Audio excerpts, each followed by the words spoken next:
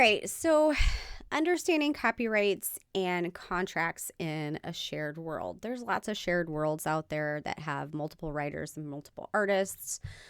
You have you have Star Wars, you have Forgotten Realms. There's all kinds of them out there that have, I think like the Warhammer books, etc., have lots of different writers there. So these are like collaborative universes. You have multiple creators that contribute stories, characters, settings. Um, it offers opportunities for rich and complex storytelling, expands the creation.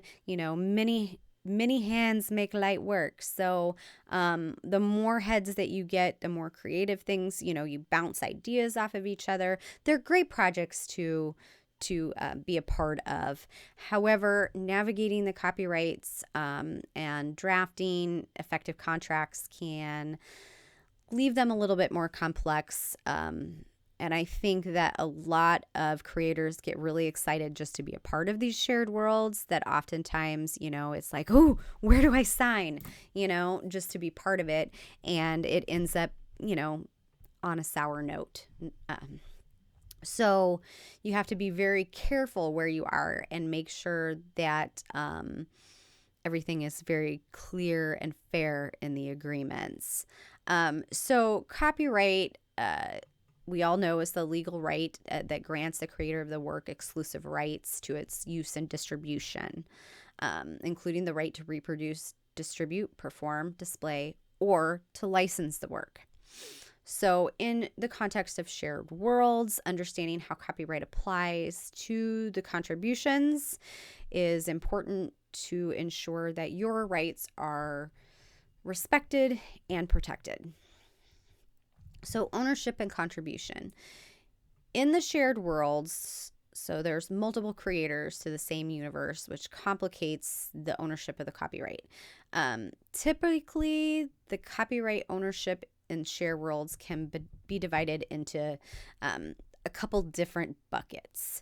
The original world creation. So the creator of the shared world, or the world builder, holds the copyright for its world itself, including its characters, setting, and the overarching plot lines. However, that's dependent on the wording of the contract.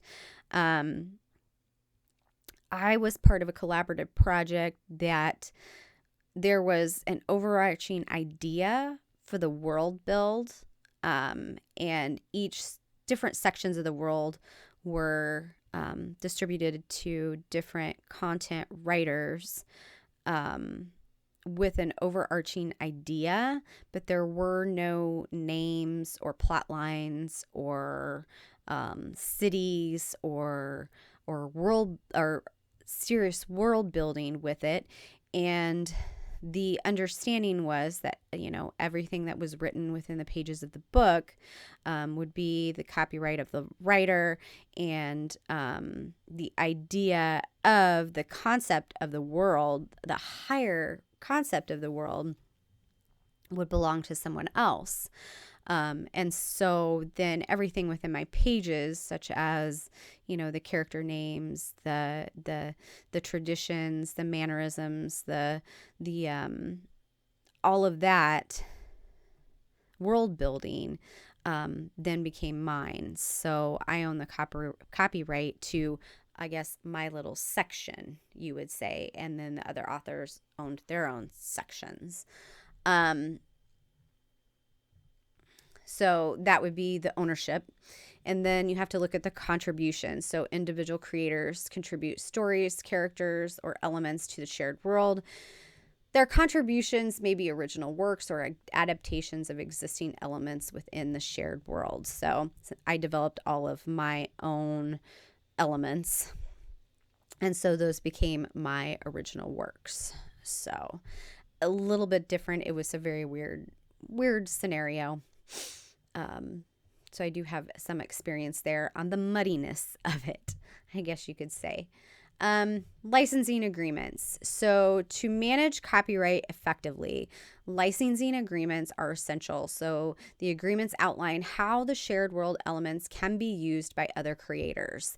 They would specify the scope of the work, what elements can be used, how, and for what purposes, the rights that are granted, so whether the rights are exclusive or non-exclusive, compensation and payment. So that's your payment structures and royalties or flat fees, and the duration of how long the rights are good for, and whether or not they can be renewed or terminated.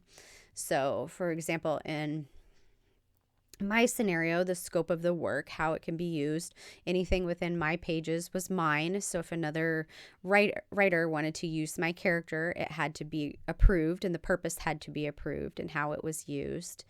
Um, the and then it wasn't really, the world wasn't licensed, so I had the rights to I had exclusive rights to my intellectual property there. And the payment structure was basically what books I sold was mine. And duration is just a normal copyright duration for me. So contract writing for shared worlds. Contracts are crucial in shared worlds to establish clear terms of collaboration and ensure that all parties understand their rights and obligations, as well as contract.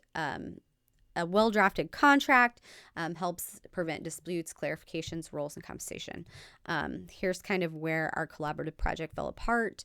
I had created a contract which outlined a lot of these things here, in which the creator or the idea of the world did not want to have a contract or didn't think it was important, and just wanted to do it on a handshake, and kind of fell apart because as the project grew, things became more complex, and there were a lot of questions that arose that could have been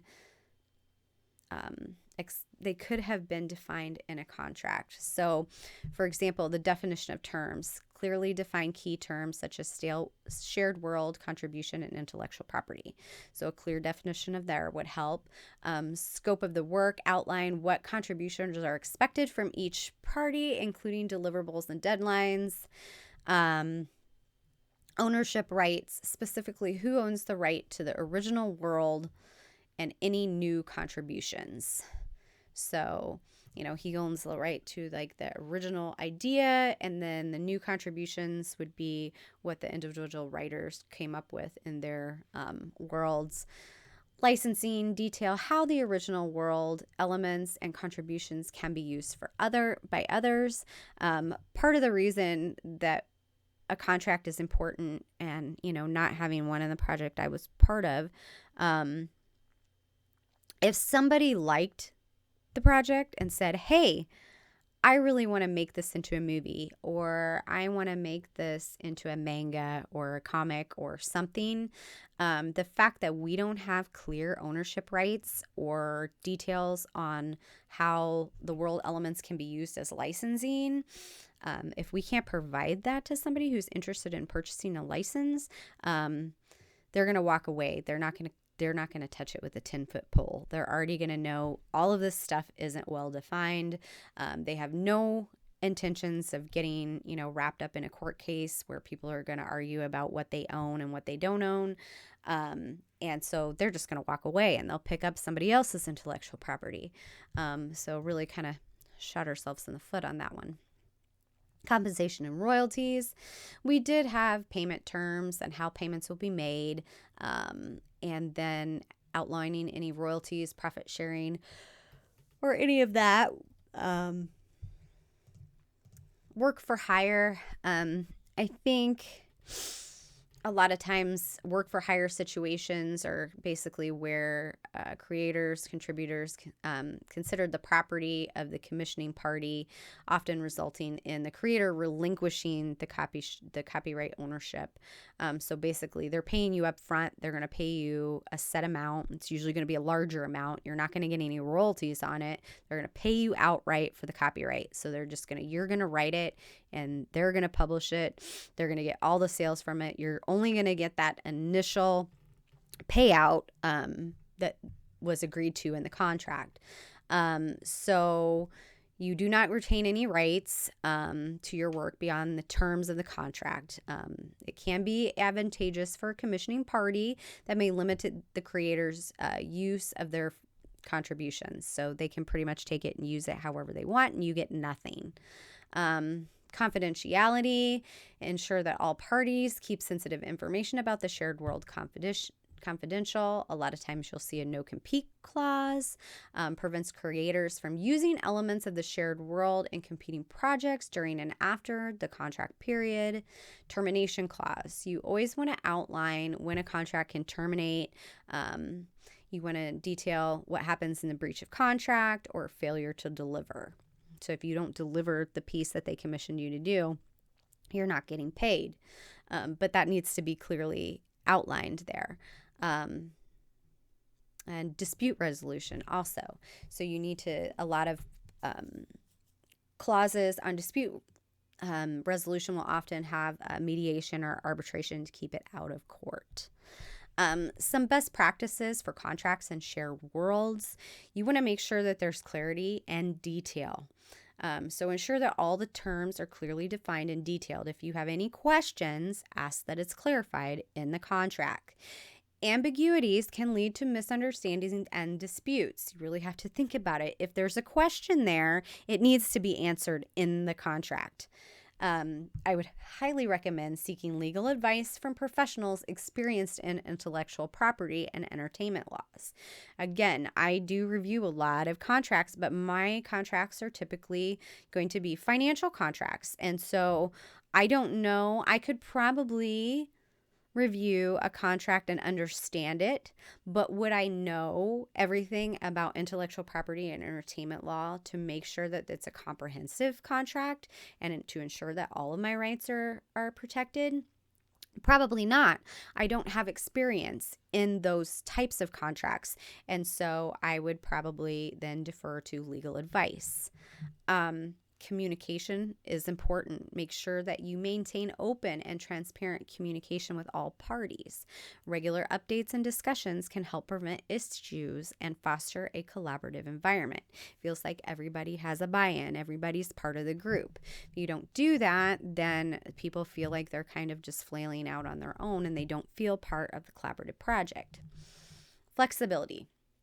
Be prepared to negotiate terms and make adjustments as needed. So flexibility can help accommodate changes in the shared world and evolving relationships between creators. So, while you want to stand for your rights, understand that in the negotiation part of this equation, there's a little bit of give or take. There's going to be some things that you're not going to want to move on, and those are fine. You can protect those, but then you need to identify the areas that you can move and wiggle on, so that you have concessions that you can offer, the other negotiating party. Well, maybe they want to change this over here, but you decide that, that's not something I want to change, but I can do this for you. And then, maybe it's kind of the you scratch my back, I scratch yours kind of thing. But keep in mind to be a little bit flexible there.